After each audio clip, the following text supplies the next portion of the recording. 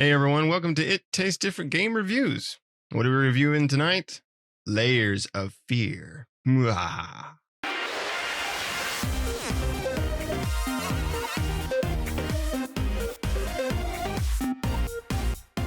Layers of Fear 2023, not to be confused, well, not to be too confused with the 2016 version of Layers of Fear. So Layers of Fear is a psychological horror adventure game developed by the Bloober team.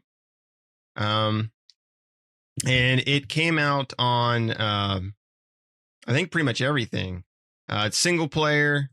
Came out on June 15th of 2023. Single player horror game adventure. Came out on PlayStation, Xbox, PC. I think the only thing it's not on is the Switch. But other than that, it's on pretty much everything else. So I'm not sure, actually. Layers of Fear 2023, because the original one did come out on the Switch. But I don't think this one is on the Switch. Not 100% sure on that, though. If it's on the Switch or not. Maybe we can look that up and see. But, anywho, came out, and one thing I didn't know is that this is actually it's actually a re-release of the original Layers of Fear 2, and the DLC that came out for Layers of Fear, all combined into one complete package. The new portion of this game is the writer who you start out playing. So that is new to this, which is an overarching story bringing in the first Layers of Fear, the second one, and the DLC. So it kind of encapsulates the all of the Layers of Fear game into one overarching story coming from the writer who you play as at the very beginning of the game. And then when you actually start it, you're playing Layers of Fear, the first one from 2016, and then playing from there you can play the DLC, or you can play the second game after that. But it all goes into this one overarching story. So when you're playing it, you don't really know that you're playing the first game, right? You just kind of just thrust it in where you play as the painter, which is actually from the first game. And then the second one where you play as the actor, which is from the second game. So, but it's the same scenarios and everything like that, which I did not know that this game was that. So they did it is kind of a remake as well, in the sense that they did redo some of the points of Layers of Fear and Layers of Fear 2 in the DLC. The graphics are, I think, updated, and they've changed some of the pacing and fixed some of the technical issues and graphical issues and various things like that. Not to say that this game doesn't have its, cases of technical bugs, because I ran into a few in my playthrough, but overall, that's pretty much what it is. They did try to kind of bring it up to snuff for the new gen consoles and everything like that. So just bringing back the old ones. I thought initially, and Shane can get into this here in a moment, I thought that this Layers of Fear was either a remake of the first one, in a sense, or a brand new Layers of Fear game. I didn't know it was just basically a combination of all the games put into one package. That part I didn't know. It was kind of weird when I first started out. You first start out playing as the painter, and I was like, wow, this is from the first game. I guess you're just kind of retreading it, maybe like going back to that, whatever. But then soon after finding out that, no, this is all just a retreading of all the games. So anywho, let me go over to Shane, see what he thought of Layers of Fear 2023. Shane, what did you think of this game? First of all, as you notice, Pat ain't here to do his review. He started up the game, heard a door creak, wrecked his underwear, and he said he'll see us next week. So that's his review. My review is not far from that. I think the game has got creep factors, are really well done. And there's your mix of jump scares, creaky doors, flashes, it definitely, it's not a monster type game. I really enjoyed it. But no, I do, Nick. I did not know that it was a hodgepodge of the originals. I thought it was, excuse me, I thought it was a remaster of the original. I did not play the original. I don't know why. I just didn't. But this one piqued my interest, and I'm glad I played it. It doesn't hold your hand in any way. Normally, games that do that kind of piss me off, but this one does it quite well because it's not like you're just left to your own devices. It's, there's little clues and things like that that don't really tell you which way to go, but they give you ideals to think about. We'll say that. Graphically, it's fine. It is not a bad looking game at all. Considering what it does and how the game is designed, I think it could have been better. I definitely don't think it's a next gen, title, even though I believe it was done on Unreal Engine 5. But the graphics are fine. They don't look bad or anything like that. They're just not eye popping. Far as glitches though, I only ran into very few hiccups. Like a couple screen tears I had, and then there was one little loading issue. But really, I ran into nothing. What I like about this game is transitioning doesn't really seem to take place when you're playing it. So I reach down, I pick up a book, I look at it, I turn around, the entire environment has disappeared. The environment that I could see around the book, nothing changed. As soon as I turn around, boom, it's there. It's like, holy crap, how did I get here? That is done so well.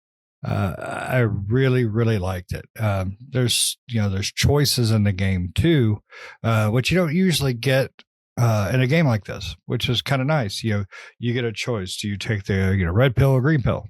I took the green pill. I think Nick will remember that one.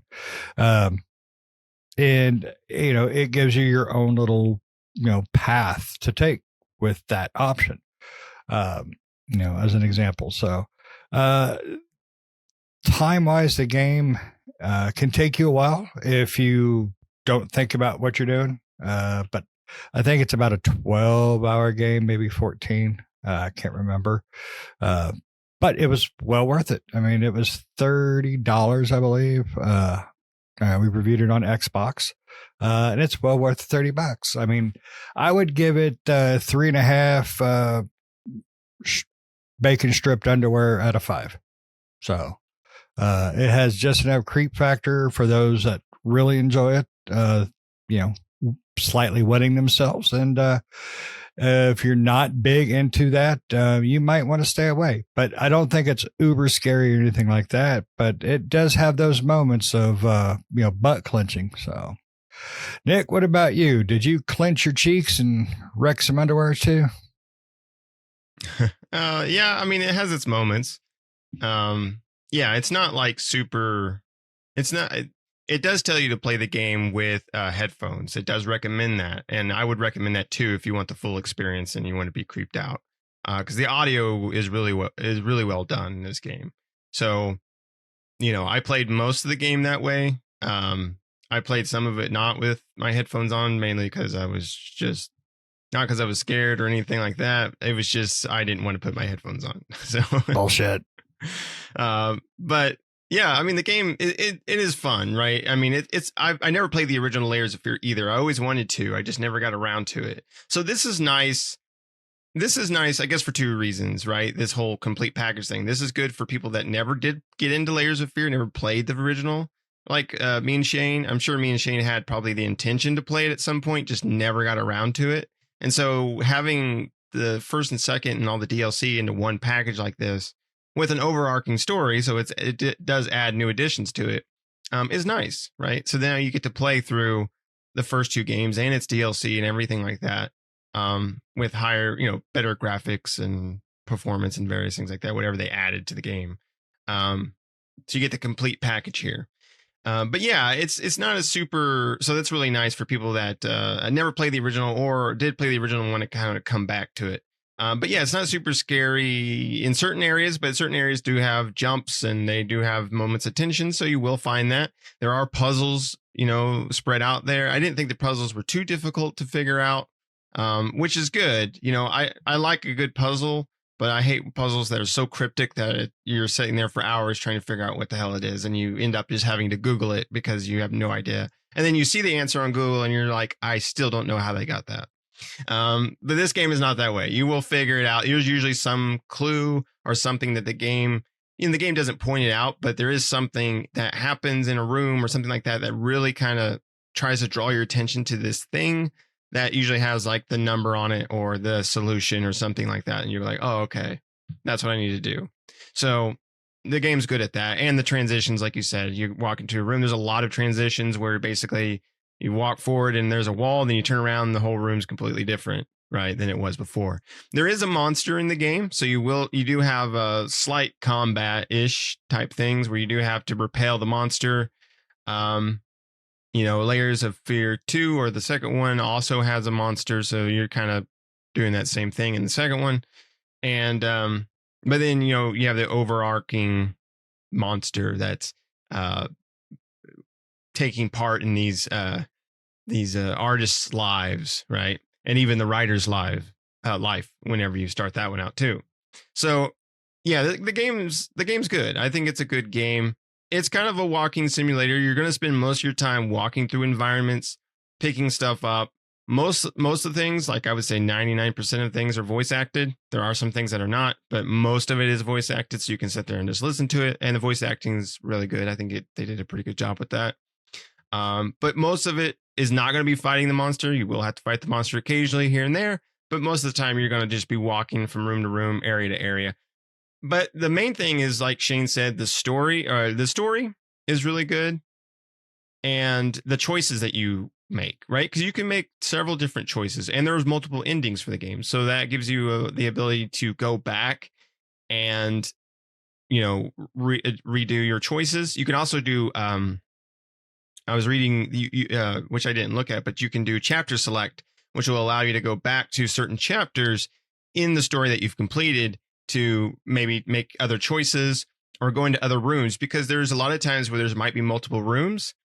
And once you go into the room and make that determination, okay, I'm going in this room, the room will usually shut behind you and you can't go back. So you've made that choice. So you could do a chapter select where you could go back to that and say, okay, now I'm going to go in the other room and see what that, where that led. Sometimes the rooms lead just to a piece of lore or something like that, or maybe a collectible. There are collectibles that you can collect throughout each chapter. Or they might lead to a whole different choice, right? And you really don't know. It's the moral, like for the painter story, it's kind of the moral choice of his life, either his work or his family and him. It's kind of like an internal struggle, trying to decide between his profession and his family, right? And what's more important to him. So it's really, if you look between the details and kind of listen to the story and uncover things, you learn like this really kind of depressing, especially for the painter story, which is the Layers of Fear 1, this depressing story about a man struggling with his own inner demons, right? And either coming to terms with those inner demons or accepting those inner demons and becoming a monster himself, right? In that sense. So, depending on your choices and how you want to play the game. So that's really cool. If you like games like that are light on puzzles, light on combat, but more about just uncovering a story and making moral choices for your character as you go through here, then, it's fun. Yeah, it's a fun game for that. And it's not too long either. I think Layers of Fear, I want to say, I can't remember how long it took me to complete it, but I believe they're usually around like 4 hours. Give or take, depending on, if you want to be a completionist, a lot longer. But if you're just going through the main story, about 4 hours or so. Oh, it took me much, much longer. But the very first area depends on how slow you are. Oh, my underwear aren't as sturdy as yours, so I took my sweet time in the very beginning. when you start the game, I probably put an hour in that alone because I was reading everything. Because when you pick up the books, you get the audio, which, like you said, the voice acting is really good. But I spent so much time reading and stuff because it's like I couldn't figure out at the beginning, before you go to the next area, I could not figure out how you got to it. And then I just started reading things, and then it all became clear. And I read more in this game than I have any other game for a long freaking time. So, but there's just so much to this game. When you go into a room, just look at the walls. There's just little things everywhere. Lots of little text like she didn't know, or this is crazy, or am I crazy? Just it's just little text. There's big text. It's just all over the place. I like the ambiance of the game. Normally I don't. Normally, I can't handle a game quite that much with that many scares, but it wasn't as bad as I was expecting, especially once I started reading. I did not use the headset, though. I have a nice surround sound, so I try to use that when I can. But the sounds are really, really good in it. Just the little creak or the sound of a painting slowly catching on fire. They did a really good audio job. But, you can't beat it for the price. If it's something you want to check out, go for it. It's $30, well worth it. If you're really into these types of games, it's definitely worth the $30. But if you're like me, it's $30 and a new pair of tidy whities. Yeah. And when I said the 3.5 hours, that was just for the first Layers of Fear game, right? That playthrough.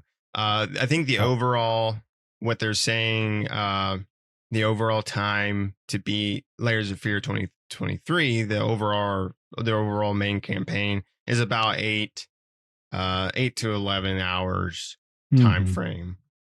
So that's going through Layers of Fear 1, 2, and then the DLC and completing. So, overall you're looking at about, I would say probably, most people say on average about 8 hours. I would say probably about 10. Depending on how quickly you go through things, right? And how quickly you solve puzzles and things like that, right? If you're,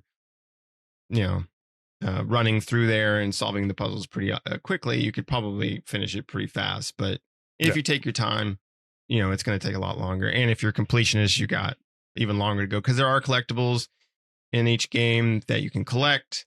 The painter's story, there's little pieces of paintings that you collect through each chapter. And then the actor's story, these little posters and little, I don't know, picture cards. I can't think of slideshow cards that you can pick up while you go through that to collect. So, it's got a lot of things like that. But yeah, I agree. If you didn't play the first Layers of Fear 1 or 2 or any of the DLC, if you've never played any of the games, but you've been interested, this is the perfect time to go out, purchase this, and play it, right? Especially if you got newer systems and things like that. Go out there, purchase this one, and then you can experience the game.